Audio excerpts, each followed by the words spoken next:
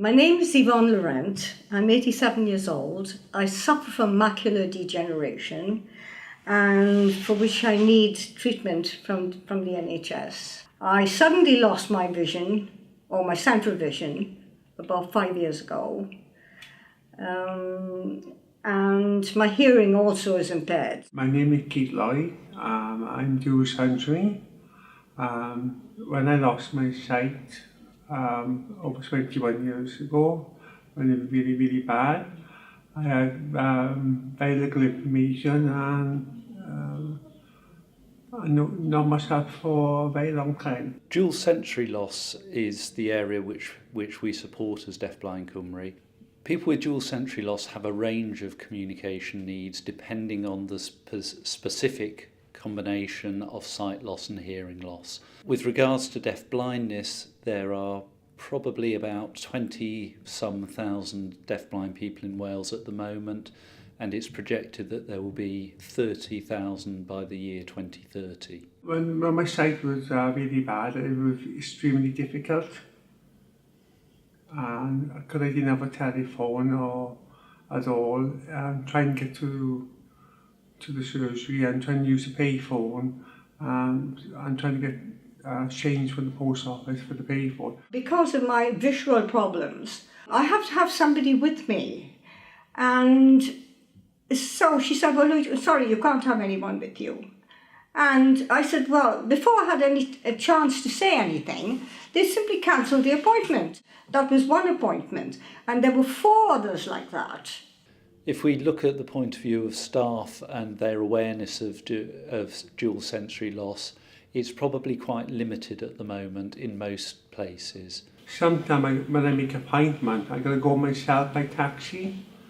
And when my name is called over the speaker, there's nobody available to guide me to the doctor room.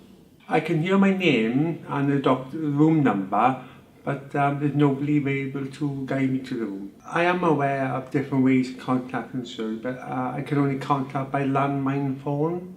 Apart from that, I can't contact them any other way. They contact me to remind me I got an appointment, and I'm quite happy with that, yes. If the doctors and the reception understand that guiding is important for people with dual sensory on their own, and also access by car with support worker or taxi is also important, because if it's not accessible by taxi, it's going to be more difficult to make an appointment on my own. When I went to an ENT appointment with my support worker, my name come up on the screen of the monitor, but I can't see my name on the screen. Sometimes a number come up on the screen and I don't know what the number is or if my name come up, so, unless I got somebody with me.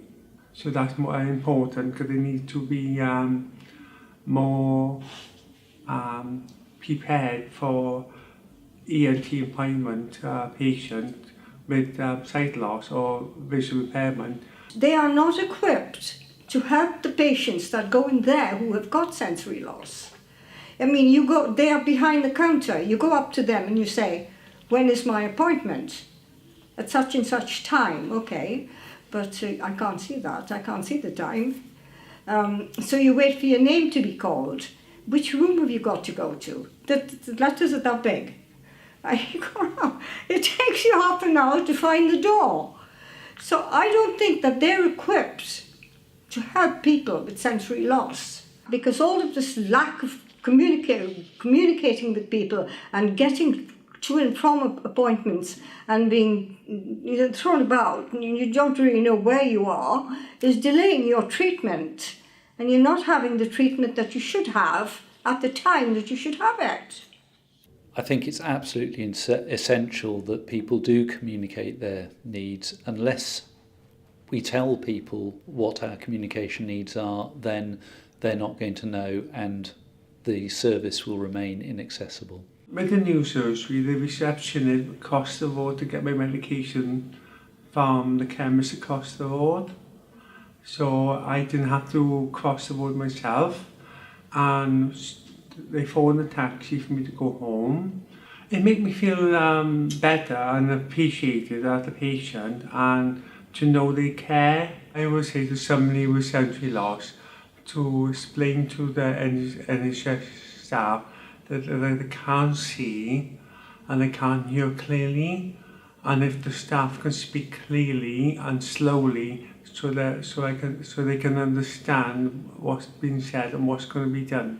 I think the work that NHS is putting in will have a major impact on the quality of life of people with dual sensory loss, because it will enable them to access the information that they need. It will enable them to access services.